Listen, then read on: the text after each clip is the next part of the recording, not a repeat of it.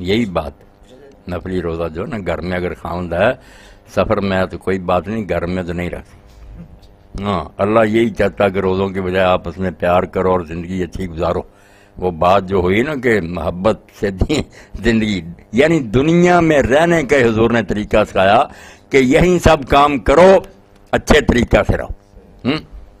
وعلیکم السلام ورحمۃ۔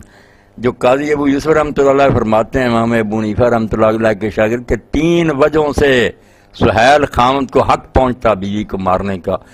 دیکھیں نا کیسی باتیں کہ نماز نہیں پڑھتی، گھر سے بلا اجازت باہر جاتی ہے، اور تیسری بات ترک زینت کہ بناؤ سنگار نہیں کرتی، اس پر بھی مار سکتا کہ میں باہر گھومتا ہوں ایسی بنی سوری دیکھتا ہوں، تو اگر نہیں بنی سوری ہوگی تو میں پھر وہاں بے ایمان ہو جاؤں گا۔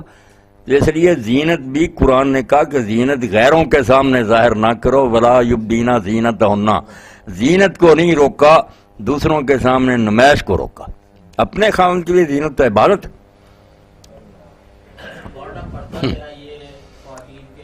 امام موسیٰ کاظم کو لوگوں نے دیکھا بڑھاپے میں خوشبوئیں لگاتے ٹھیک ٹھاک رہتے، کسی نے کہا کہ آپ اس عمر میں حضرت حضور کے خاندانوں نے کہا یار اگر میں چاہتا ہوں کہ میری بیوی پاک دامن رہے تو مجھے نہیں ٹھیک ٹھاک رہنا چاہیے کہ گھر میں جاؤں تو وہ پیار کرے، ورنہ وہ کہا یہ بڈھا کھوس کہاں سے آ گیا، وہ غیروں کی طرف چلے جائے۔ یعنی دین کیا ہے؟ دنیا میں رہنا اور پھر خدا کو نہ بھول، یہی حضور نے سکھایا۔